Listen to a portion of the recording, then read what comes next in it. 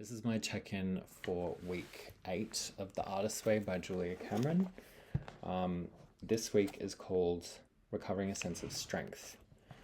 And she writes, this week tackles another major creative block, time. You will explore the ways in which you have used your perception of time to preclude taking creative risks. You will identify immediate and practical changes you can make in your current life. You will excavate the early conditioning that may have encouraged you to settle for far less than you desire creatively. This week was definitely the one that hit home the most for me.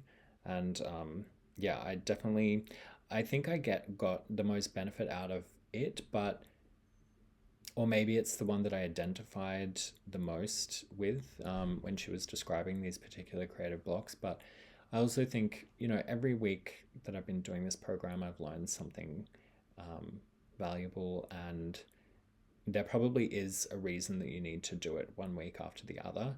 But getting to week 8, I was like, oh my God, I see myself here. So we start out talking about creative injuries, disappointments. So those could be things like not getting into the university you wanted. Maybe you got a bad review for a play you wrote. Maybe you got rejected from an exhibition that you applied for. Those are the kinds of things that Julia is encouraging you now to maybe understand better and also to mourn, which is really helpful but difficult, a very difficult thing to work through. Some of those injuries can come from mentors, from teachers, from parents. But she also describes a situation, and I quote, where people can get stuck within shouting distance of their dreams.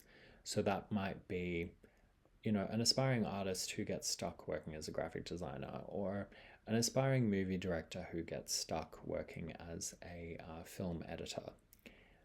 Not that there's anything wrong with those professions. It's just, not exactly what you want to be doing. And it can obviously build up some feelings of resentment and bitterness. And, those creative injuries that we sustain, it's possible that they're coming from people who are stuck within shouting distance of their dreams, who feel threatened, who feel jealous. You're really not sure exactly what's going on with those people. But yeah, what we were doing this week was really trying to understand and work through those issues, and also trying to determine whether we ourselves were stuck within shouting distance of our dreams. She does draw a distinction, though, between being stuck within shouting distance of your dreams and taking an alternative path. So what that is like, and she gives a couple of examples of, say, aspiring movie director who is, working on building up funds and support to direct a film, and in the meantime takes a job acting. Or it could be an aspiring writer who is working on a novel, or maybe, is taking a break from writing a novel and so writes a couple of articles for a magazine. The idea here is that when you reach a block, you don't stop. You maybe find another path, to move around. So in my case, it could be, producing these YouTube videos. I'm putting a little bit more effort into it, trying to figure out exactly how to make a decent video. And so, perhaps YouTube is an alternate path for me into making art. We shall see. But so there is a distinction there between getting stuck and trying to, find an alternate path to keep yourself moving so that you don't stop. Like when you get stuck or when you have an injury, instead of feeling sorry for yourself, trying to find what's next. So always moving forward. We then talk a little bit about time management, and this was something that I definitely have found myself doing a lot. And it maybe falls into the previous issue that we discussed about perfectionism, which was, it's actually been a couple of weeks that we've talked about that. But I find myself getting stuck where I feel like I can't paint or sit down and do anything until the apartment's completely clean. And I've actually convinced myself that the apartment needs to be completely clean before I get going because it's like a psychic block or something. It's like weighing on my mind if there's like laundry to be done or something like that. She actually uses that as an example, and I quote, "You've cleared a morning to write or paint, but then you realize that the clothes are dirty. I'll just think about what I want to paint and fine tune it while I fold the clothes," you tell yourself.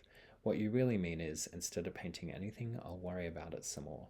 Somehow the laundry takes you the whole morning. Yeah, that definitely describes my life. I mean, that is like the ultimate form of procrastination, really, is like productive procrastination. I remember reading an article a year or so ago, maybe 2 years ago, that said that procrastination is a part of their creative process. That might be true, but the apartment's never going to be clean enough. And I don't actually think that it does need to be clean in order for me to work. I think that I've just convinced myself that that's the case. Like it's some story that I'm telling myself. Um, yeah, but I'm pretty sure that it's not the case. In fact, I know that it's not. This week, she talks about filling in the form. So that's, when you get stuck, you just break down the task. You don't want to think about writing a book because writing a book is like such a mammoth task and you might feel overwhelmed. So you break it down into writing one chapter at a time, one page at a time, one sentence at a time, and you slowly but surely just fill in the form. I was definitely experimenting with that this week and also trying to push through all of those feelings because it seems like every minute the thought pops into my head that I should stop or that I should do something else. I need to get started on dinner. I need to get to the gym. I need to reach out to that friend. I need to go and buy this random thing. Um, I've been experimenting with pushing past those feelings, or also the feeling that I should just, give up. Um, and that's been really, really tough. I managed this week to have the first 4.5 hour session of painting uninterrupted, which was a really important thing for me to have done. But it was extremely difficult work. I'm hoping that it gets easier as I practice doing that. Um, but it wasn't an easy thing to do. And those thoughts come into my head all the time. Um, so, yeah, in her analogy of filling in the form, breaking it down, doing things one page at a time, you're also doing the next best thing. And sometimes staying focused on the task at hand is the best possible thing that you can be doing. Um, all right. So, I mean, that's the essay alone. And as I said, I read through it 3 times. It definitely, I saw myself in there. I saw myself in there repeatedly. Everything that she wrote, I think, was written directly for me. But it's definitely not, so I don't think I would have gotten as much out of it if I'd skipped ahead just to week 8. But yeah, I'm definitely going to keep reading this chapter again and again. The exercises this week were really, again, really, really hard hitting. The first one here is called early patternings. And that's like just about how your childhood shaped you, basically, and it wants to write those things out. But she uses very leading sentences. For instance, there's one here, number 4. It says, "As a kid, my mother taught me that my daydreaming was blank." And I guess she's trying to encourage you to talk about your mother who told you that you couldn't do daydreaming because it was silly. That's not what my mother did. So, they're just suggestions to get you started. And then to talk about, where your beliefs might have originated. One of mine was that, my dad, he told me repeatedly as a child that I should give up on all of my career goals and just become a doctor. Because to my dad, earning money is the most important thing. And in fact, it's the only thing that you need to do in order to be a fully functioning adult. Make money, make more money, and keep making money. So that's definitely a part of my early conditioning. But yeah, you just use these sentences that she writes as examples, and get yourself started on identifying your own early conditioning. It then recommends using affirmations. I'm still using prayer. I've decided I prefer prayer because, well, with affirmations, you're talking directly to yourself, but with prayer, you're talking to, I don't know, God, the creator, your spirit guides, whatever. And it makes me feel like I've got a team of people looking out for me. You know, that there's other presences there, that the responsibility isn't 100% mine, and that I can maybe channel the energy from a divine source rather than just telling myself that I'm worthy and, you know, I've got every good intention or whatever. The tasks, there's only 8 this week, but the first one is really important, and that's basically just creating a 5-year plan.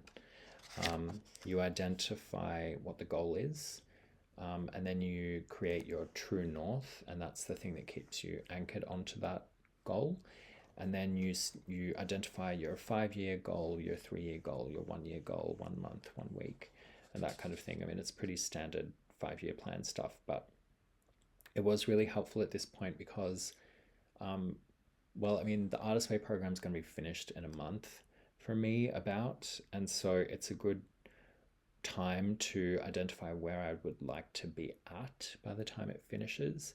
And so I have a very clear goal. I have a couple of very clear goals about where I would like to be at that time.